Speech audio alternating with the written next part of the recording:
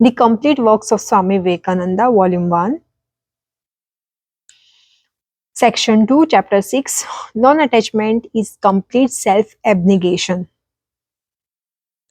Just as every action that emanates from us comes back to us as reaction, even so our actions may act on other people and theirs on us. Perhaps all of you have observed it as a fact that when person do evil actions, they become more and more evil, and when they do good, they become stronger and stronger and learn to do more good. This intensification of influence of action cannot be explained on any other ground than that we can act and react upon each other. To take an illustration from physical science, when I am doing a certain action, my mind may be said to be in a certain state of vibration. All minds which are having similar circumstances will have the same tendencies of effect by my mind. If there are different musical instruments tuned alike in one room, all of you may have noticed that when one is struck, the other have the tendency to vibrate so as to give the same note. So, all minds that have the same tension, so to say, will be equally affected by the same thoughts. Of course, this influence of thoughts on mind will vary according to the distance and other causes, but the mind is always open to affections.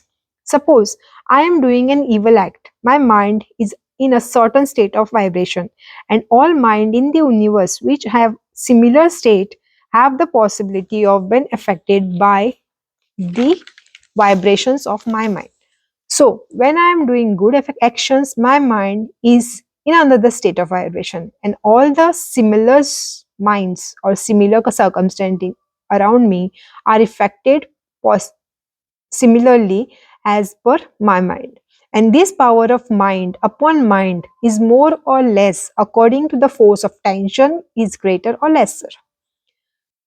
Following this simile further, it is quite possible that just as light waves may travel for millions of years before they reach any object, so thought waves may travel hundreds of years before they meet the perfect object with which they vibrate in unison.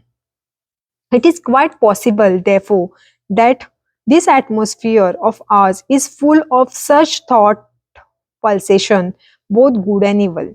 Even though even thought projected from every brain goes on pulsating as it were, as it were until it meet the fit object that will receive it. Any mind which is open to receive some of these impulses will take them immediately. So when a man is doing evil action, he has brought his mind to a certain tension, and all the waves which are correspond to that particular state of tension and which may be said to be already in the atmosphere will struggle to enter into his mind. That is why an evil doer generally goes on doing more and more evil. This action become intensified. Such also will be the case with the good doer. He will open himself to all good waves that are present in the atmosphere, and this good action will become intensified. We run therefore in twofold danger in doing evil. First, we open ourselves to all the evil influences around us. Secondly, we create evil that can affect others, maybe hundreds of years hence. In doing evil, we injure ourselves and others. In doing good, we do good for ourselves as well as others. And like all other forces in man, these forces are good and evil, also gather strength from outside. According to Karma Yoga, the action one has done cannot be destroyed until it has borne its fruits. No power in nature can stop it from yielding its results. If I do any evil action, I must suffer for it. There is no power in this universe to stop or stay it or state it. Similarly, if I do good action, there is no power in the universe which can stop its bearing good results. The cause must have its effect. Nothing can prevent or restrain this. Now comes the very fine serious question about karma yoga, namely that these actions of ours, both good and evil, are intimately connected with each other. We cannot put a line demarcation and say this action is entirely good and this is entirely evil. There is no action which does not bear good and evil fruits at the same time.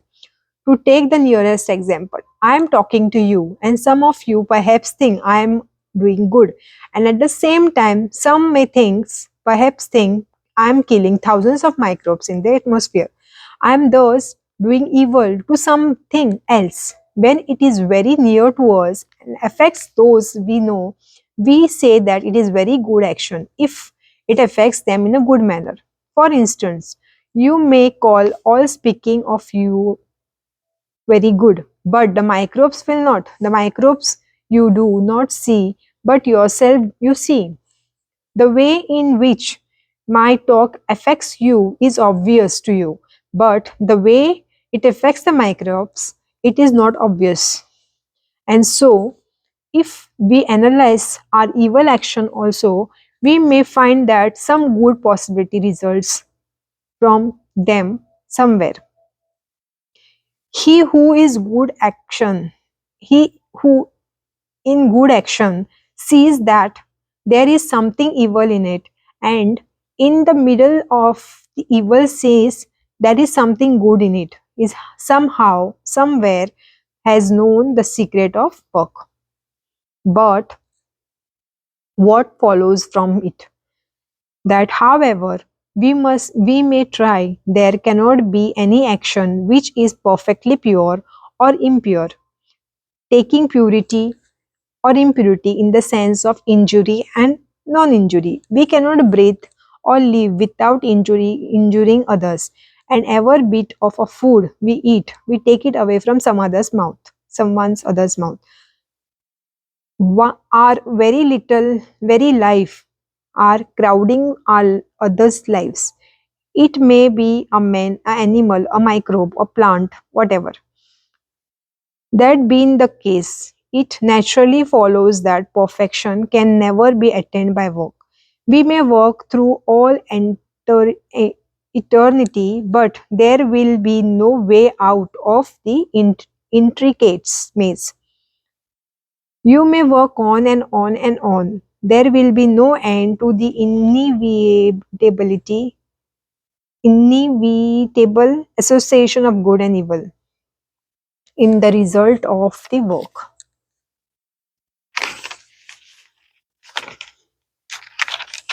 The second point to consider is what is the end of the work. We find a vast majority of people in every country believing that there will be a time when this world will become perfect, when there will be no disease, no death, no unhappiness, no wickedness. That is a very good idea, very good motive power to inspire and uplift the ignorant. But if we think for a moment, we shall find on the very face of it that it cannot be possible. How can it be seen that good and evil are the obverse and reverse of the same coin? How can you have good without evil at the same time? What is meant by perfection? A perfect life is contraindication in terms. Life itself is a state of continuous struggle between ourselves and everything outside. Every moment we are fighting usually with external nature, and if we are defeated, our life has to go, sorry. It is, for instance, a continuous struggle for food and air. If food or air fails, we die. Life is not a simple or smoothly flowing thing, but it's the compound effect. This complex struggle between something itself inside and the external world is what we call as life. So it is clear that when this struggle ceases, there will be end of life. What is meant by ideal happiness is cessation of this struggle. But then the life will cease, for the struggle can only cease when the life itself can cease. We have seen already that in helping the world, we help ourselves. The main effect of work done for others is to purify ourselves. By means of the constant effort to do good to others, we are trying to forget ourselves. This forgetfulness of self is the one great lesson we have to learn in life. Man thinks foolishly that he can make himself happy, and after years of struggle finds out that at least that true happiness consists of killing its selfishness, and that no one can make him happy except himself. Every act of charity, every thought of sympathy, every action of help, every good deed is taking so much of self importance away from our own lives and making us think of ourselves as the lowest and the least, and therefore it is all good. Here we find that Gyan, Bhakti, and Karma all come together at one particular point. The highest idea is eternal and entire self abnegation, where there is no I, but all is thou, and whether he is conscious or unconscious of it. Karma Yoga leads men to that end. The religious preach The religious preacher may become horrified at the idea of the impersonal God. He may insist on the personal God and wish to keep up his own identity and individuality, whatever he may mean by that. But his idea of ethics, if they are very really good, cannot but be based on the highest self abnegation. It is the basis of all morality. You may extend it to men or animal or angels. It is one basic idea, the one fundamental principle running through all the ethical system. You will find various classes of men in this world. First, there are the God men, whose self abnegation is complete and who do only good to others even at the sacrifice of their own life. These are the highest men. If there are hundred of such in the country, that country would need never despair. But they are unfortunately too few. Then there are the good men who do good to others, so as long as it does not injure themselves. And there are third people in the class who do good to themselves and injure others. It is said by a Sanskrit poet that there is a four unnameable class of people who injure others merely for injury's sake. Just as there are at one pole the existence of highest good men who do good for the sake of doing good, so are the other pole, the other who injure others just for the sake of injury. They do not gain anything thereby, but it is their nature to do evil. Here are two Sanskrit words. The one is pravritti, which means revolving towards, and other one is nivritti, which means revolving away. The revolving towards is what we call the world, the I and mine. It includes all those things which are always enriching that me, my wealth, my money, my power, my name, my fame, which are of a grasping nature and always tending to accumulate everything in one center, and the center being myself. That is the pravritti, the natural tendency of every human being, taking everything from everywhere and heaping it around one center, that center being man's own sweet self. When this tendency begins to break, when it is nivritti or going away from, then begins the morality and religion. Both pravritti and nivritti are of the nature of the work. The former is evil work, the latter is good work. The nivritti is a fundamental basis of all morality and religion, and the very perfection of it is the entire self abnegation, readiness to sacrifice mind, body, and everything for others' being. another bin. When a man has reached that state, he has attained the perfection of Karma Yoga. This is the highest result of good works. Although a man has not studied a single system of philosophy, although he does not believe in any god and never has if the believed, although he has not prayed even once in his whole life, if the simple power of good action has brought him to that state where he is ready to give up his life and all else for others, he has arrived at the same point to which the religious man will come through his prayers and philosophers through their knowledge. And so you may find that the philosophers, the worker, the devotee all meet at one point, that one point being self-abnegation. However much their system of philosophy and religion may differ, all mankind stand in reverence and awake before the man who is ready to sacrifice himself for others. Here it is not at all any question of creed or doctrine.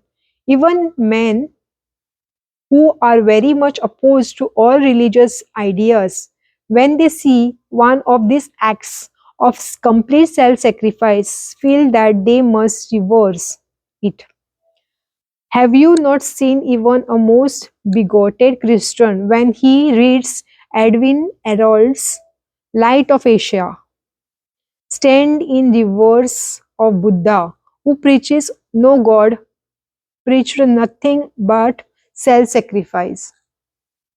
The only thing is that the bigot does not know that his own idea and aim is the life is exactly the same as that of those from whom he differs. The worshipper, by keeping constantly before him the idea of God and surrounding of good, comes to a same point at last and says, Thy will be done, and keeps nothing to himself. That is self abnegation. The philosopher, with his knowledge, sees that the seeming self is a delusion and easily gives it up.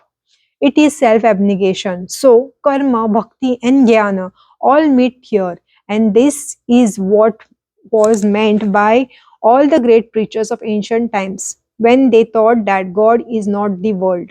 There is one thing which is the world, and other thing is which is the God, and this distinction is very true. What they mean by the word world is selfishness, and all selfishness is God. One may live on the throne in the golden palace and be perfectly unselfish, and then he be a god. Another may be living in hut, wearing rugs, and nothing in the world, yet he can be selfish and merge in the world. To come back to one of our main points, we say that we cannot do good without at the same time doing some evil, or do evil without doing something good. Knowing this, how can we work? There have therefore been sects in this world who have, in an astoundingly preposterous way, preached slow suicide has only means to get out of the world. Because if a man lives, he has to kill poor animals, plant, or injure something or someone. So, according to them, the only way out of the world is to die. The Jains have preached this doctrine as their highest idea. This teaching seems to be a very logistic, but the true solution is found in Bhagavad Gita. It is a theory of non attachment, to be attached to nothing while doing our work of life. Know that you are separated entirely from the world, though you are in the world, and that whatever you may be doing in it, you are not doing that for your own sake. Any action that you do for yourself will bring its effect to bear upon you. If it is good action, you will have to take a good effect. If it is bad action, you will have to take bad effect. But any action that is not done for your sake, whatever it is, will have no effect on you. There is to be found a very expressive sentence in our scriptures embodying this idea. If even if he kills the whole universe, he is neither the killer nor the killed when he knows that he is not acting for himself at all. Therefore, Karma Yoga teaches, do not give up the world, live in the world, imbibe its influence as much as you can. But if it be for your own enjoyment's sake, work not at all. Enjoyment should not be the goal. First kill yourself and then make the whole world as yourself. As the old Christians used to say, the old man must die. This old man is a selfish idea that the whole world is made of for our enjoyment. Foolish parents teach this to their children. O Lord, thou hast created this sun for me and moon for me, as if the Lord has had nothing else to create, everything for the babies. Do not teach this to your children. It is nonsense. Then again, there are people who are foolish in another way. They teach us that all these animals were created for us to kill and eat, and that this universe is for the enjoyment of man. That is all foolishness. A tiger may say, man was created for me, and pray, O Lord, how wicked are these men who do not come and place themselves before me to be eaten. They are breaking your laws. This is the world. If the world is created for us, we are also created for the world. That this world is created for our enjoyment is the most wicked idea that holds us down. This world is not for ourselves. Million passes out every year. The world does not feel it. Million of the others are supplied in their place just as much as the world is for us. So we also are for the world. To work properly, therefore, you have first to give up the idea of attachment. Secondly, do not mix in the fray. Hold yourself as a witness and go on walking. My master used to say, look upon your children as the nurse does. The nurse will take your baby and fondle it and play with it and behave towards it in a very as gentle as if were her own children. But as soon as you give her notice to quit, she is ready to start off bag and baggage from the house. Everything in the shape of attachment is forgotten. It will not give the ordinary nurse the least pang to leave your child and take up the other child. Even so are you to be with all that you consider your own. You are the nurse, and if you believe in God, believe that all these things which you are considering yours are really His. The greatest weakness often insinuates itself as the greatest good and strength.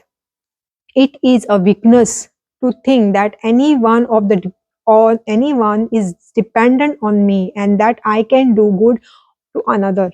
This belief is the mother of all our attachment, and through this attachment comes all our pain. We must inform our minds that no one is in this universe depends upon us. Not one beggar depends on our charity. Not one soul on our kindness. Not one living thing on our help. All are helped on by nature and will be so helped even though millions of us were not here. The course of the nature will not stop for such as you and me. It is has already pointed out only a blessed privilege of to you and to be to me that we are allowed in the way of helping others to educate ourselves. This is a great lesson to learn in life, and when we have learned it fully we shall never be unhappy. We can do go and mix without harm in society, anywhere and everywhere. You may have wives and husbands, and regiments of servants, and govern, kingdoms to govern. If only you act on the principle that the world is not for you and does not inevitable needs you, they can do you no harm. This very year, some of your friends may have died. Is the world waiting without going on for them to come again? Is it currently stopped? No, it does go on. So drive out of your mind the idea that you have to do something for the world. The world does not require any help from you. It is sheer nonsense on the part of any man to think that he is born to help the world. It is simply pride. It is selfishness, insinuation, itself in the form of virtue. When you have trained your mind and your nerves to realize that this idea of the world's non dependence on you or on anybody, there will then be no reaction in the form of pain resulting from work. When you give something to a man and expect nothing, do not even expect the man to be grateful. His gratitude, his ingratitude will not tell upon you because you never expected anything, never ha- thought of thought you had any right to anything in the way of the return. You gave him what he deserved. His own karma got it for him. Your karma made you the carrier thereof. Why should you be proud of having given away something? You are the porter that carried the money or other kind of gift. The world deserves it, but its own karma. Where is then the reason for the pride in you? There is nothing very great in what you give to the world. When you have acquired the feeling of non-attachment, there will then be neither good nor evil for you. It is only selfishness that causes the difference between good and evil. It is very hard thing to understand, but you will come to learn in time that nothing in the universe has power over you until you allow it to exercise such a power. Nothing has power over the self of man until the self becomes a fool and loses independence. So, by non attachment, you overcome and deny the power of anything to act upon you. It is very easy to say that nothing has the right to act upon you until you allow it to do so. But what is the true sense sign of a man who really does not allow anything to work upon him, who is neither happy nor unhappy when acted upon by the external world? The sign is that good or ill fortune causes no changes in his mind. In all conditions, he continues to remain the same. There was a great sage in India called as Vyas. This Vyas is known as the author of Vedanta aphorism and was a holy man. His father had tried to become a very perfect man and had failed.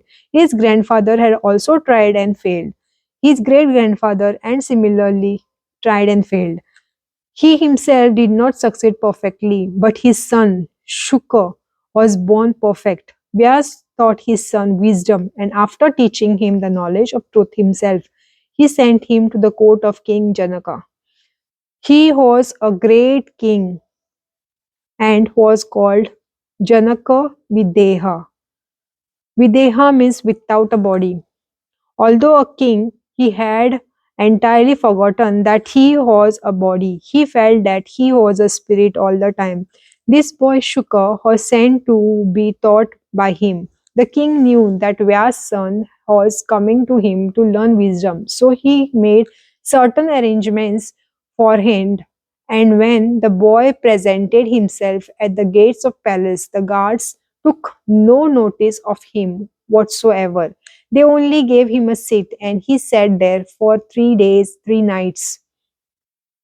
Nobody speaking to him, nobody asking him who he was and whence he was.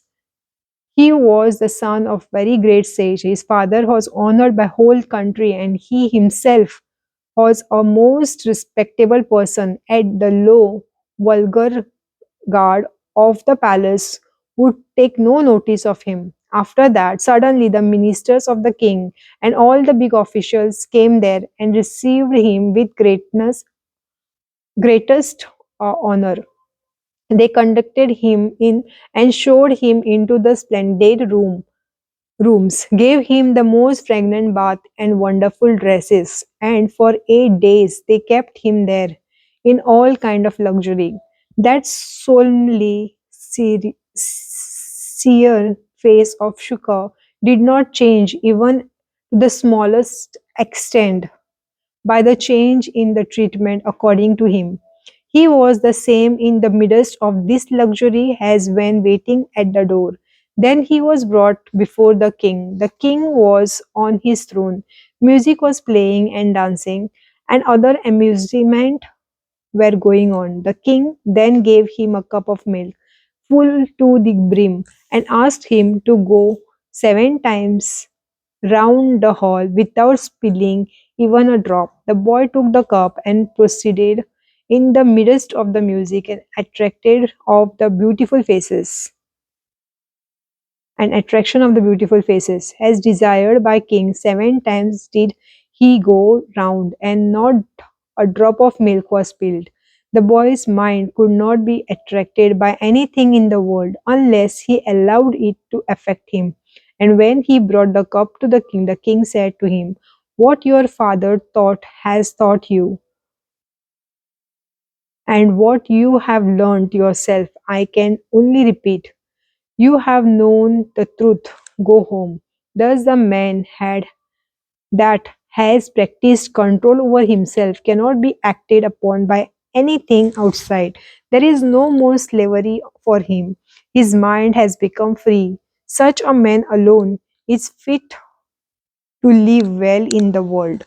He we generally find men holding two opinion regarding the world. Some are pessimist and say how horrible this world is, how wicked. Some others are optimist and say how beautiful this world is and how wonderful. To those who have not control over mind, the world is either full of evil or or at best or mixture of the good and evil. This very world will become to us an optimistic world when we become master in our own minds. Nothing will then work upon us as good or evil, and we shall find everything to be in its proper place, to be harmonium. Some men who begin by saying that the world is a hell often end by saying that it is a heaven when they succeed in the practice of self control.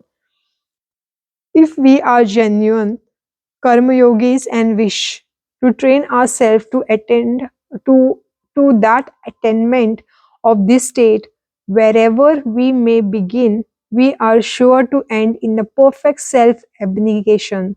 And as soon as this seeming self has gone, the whole world, which is first appears to us to be filled with evil, will appear to be heaven itself and full of blessedness.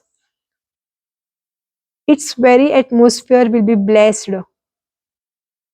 Every human face there will be good, God. Such is the end and aim of Karma Yoga, and such is the perfection in the practical life. Our various yogas do not conflict with each other. Each of them leads us to the same goal and makes us perfect. Only each has to be strenuously practiced. The whole secret is in practicing. First, you have to hear and then think and then practice. This is true of every yoga.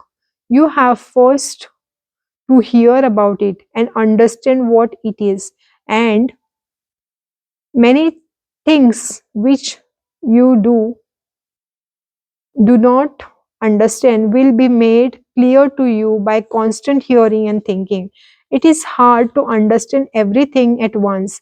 The explanation of everything is, after all, is yourself. No one was ever really taught by another. Each of us has to teach himself. The external teacher offers only suggestions which roses the internal teacher to work to understand things. Then things will be made clear to us by our own power of perception and thoughts, and we shall realize them in our own souls, and that realization will grow into the intense power of will. First it is feeling, then it becomes willing, and out of that willing comes a tremendous force for work that will go through very vein and nerves and muscle until the whole mass of your body is changed into an instrument of unselfish yoke of work, and the desired results of perfect self-abnegation and utter unselfishness in duly attended. This attainment does not depend on any dogma or doctrine or belief, whether one is Christian, Jew, or Gentile. It does not matter. Are you unselfish? That is the question. If you are, you will be perfect without reading a single religious book, without going to a single church or temple. Each one of our yogas is fitted to make man perfect even without the help of the others, because they have all the same goals in view. The yogas of work, wisdom, and devotion are all capable of serving as direct and independent means of attainment of moksha. Fools alone say that work and philosophy are different, not the learned. The learned now knows that though apparently different from each other, they at last lead to the same goal of human perfection. The learned know that though apparently different from each other, they at last lead to the same goal of human perfection.